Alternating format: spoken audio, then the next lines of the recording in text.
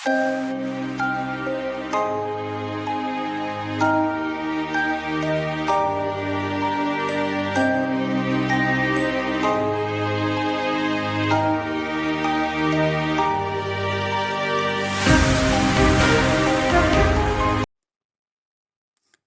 का हमारा विषय है परिमाप व क्षेत्रफल।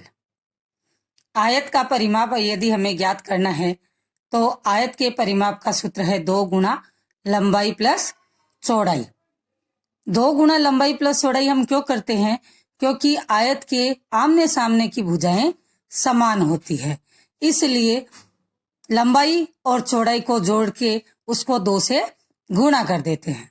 अब आयत का क्षेत्रफल ज्ञात करने का सूत्र है लंबाई गुना चौड़ाई। वर्ग का परिमाप, वर्ग का परिमाप ज्ञात करने का सूत्र है 4 गुना भुजा। वर्ग का परिमाप 4 गुना भुजा क्यों होता है? क्योंकि वर्ग की चारों भुजाएं समान होती है, इसलिए वर्ग का परिमाप यदि हमें ज्ञात करना होता है तो 4 गुना भुजा।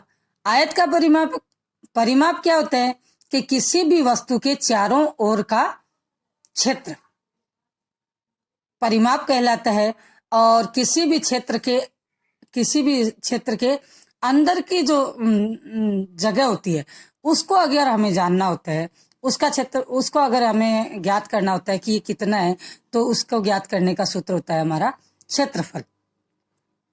अब वर्ग का क्षेत्रफल हमें ज्ञात करना है तो वर्ग का क्षेत्रफल ज्ञात करने का सूत्र है भुजा गुना भुजा। यदि वर्ग का परिमाप दिया हुआ हो तो भुजा ज्ञात करने का सूत्र है भुजा बराबर परिमाप बट्टे 4।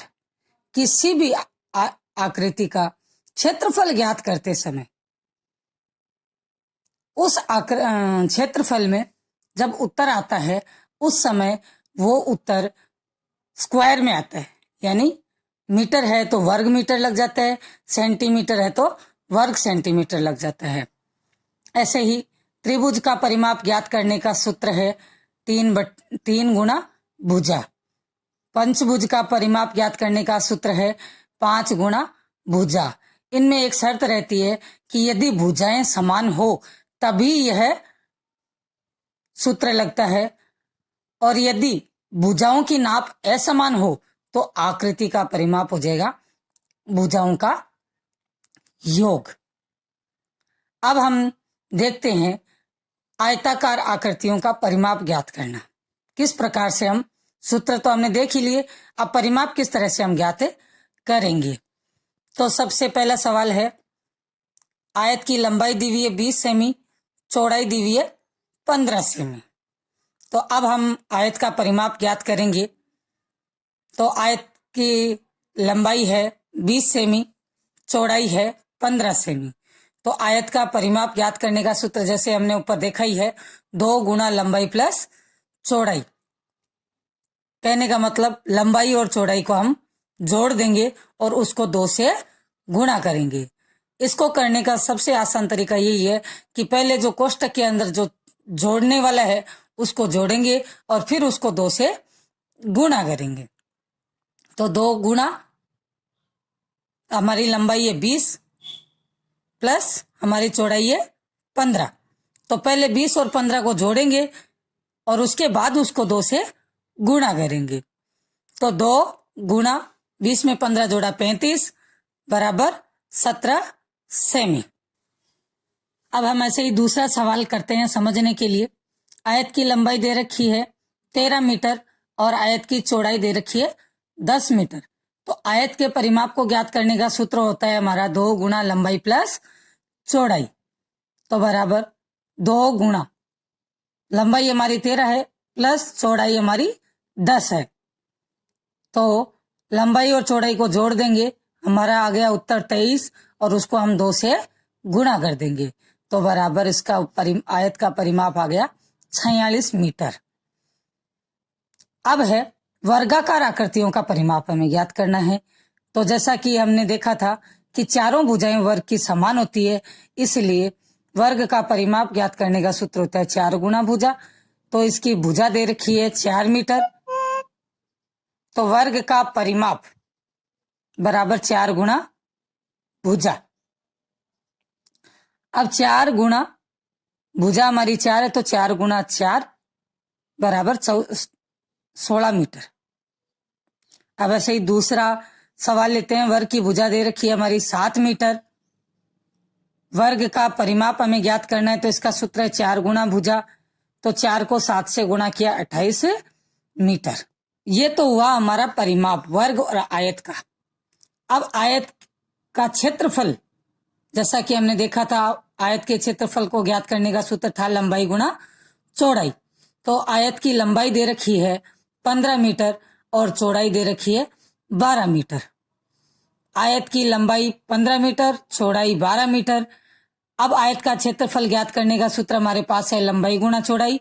तो लंबाई हमारी 15 है और चौड़ाई हमारी 12 है, तो 15 को 12 से गुणा करेंगे, उत्तर आएगा 180 वर्ग मीटर। जैसा कि मैंने पहले ही कहा था कि क्षेत्रफल ज्ञात करते समय उत्तर में हमेशा स्क्वायर लग जाता है या वर्ग लिख जाते हैं। अब हमारा वर्ग का क्षेत्रफल ज्ञात करने का सूत्र है। तो वर्ग की भुजा दे रखी है हमारी 5 मीटर, तो वर्ग का क्षेत्रफल ज्ञात करने का सूत्र है भुजा गुणा भुजा। तो 5 गुणा 5 बराबर 25, 5 को 5 से गुणा किया 25, और क्षेत्रफल है इसलिए इसकी इकाई लग गई वर्ग मीटर। यदि वर्ग का परिमाप, अगला सवाल है, 40 सेमी हो तो भुजा ज्ञात करनी है। तो वर्ग का अगर परिमाप दिया हुआ हो और वर्ग की भुजा ज्ञात करनी है तो उसका सूत्र हमने लिखा था परिमाप बट्टे 4। तो इसका परिमाप दे रखा है हमें 40 और बट्टे में 4, क्योंकि वर्ग की चारों भुजाएं समान होती है इसलिए बराबर 40 में भाग दिया 4 का बराबर 10 सेमी। अब आगे देखते हैं त्रिभुज का परिमाप। तो त्रिभुज की भुजा दे रखी है, तीनों भुजाएं समान है, तभी तो परिमाप 3 गुना भुजा आएगा। तो 9 सेमी परिमाप है 3 गुना भुजा बराबर 3 गुना 9, तो 3 को 9 से गुणा करेंगे 27 सेमी। अब हमें पंचभुज की भुजा दे रखी है 6 मीटर और परिमाप ज्ञात करना है। तो पंचभुज के परिमाप का सूत्र भी हमने लिखा था 5 गुना भुजा। तो 5 गुना भुजा क्या है 6 मीटर, तो 5 गुना 6 बराबर 30 मीटर। अब ये तो हमने देखे थे समान भुजाओं वाली आकृतियों के परिमाप ज्ञात करना। अब हम एक असमान आकृति भुजा वाले आकृति का परिमाप ज्ञात करेंगे। तो जैसा कि इसमें दिया हुआ है त्रिभुज, तो त्रिभुज की तीनों भुजाएं असमान है। एक भुजा 6 मीटर है, एक 7 मीटर है और एक 5 मीटर है। तो इस त्रिभुज का परिमाप ज्ञात करने का सूत्र क्या होगा, भुजाओं का योग। तो बराबर इसकी भुजाएं हैं 6 + 7 + 5 बराबर 18 मीटर।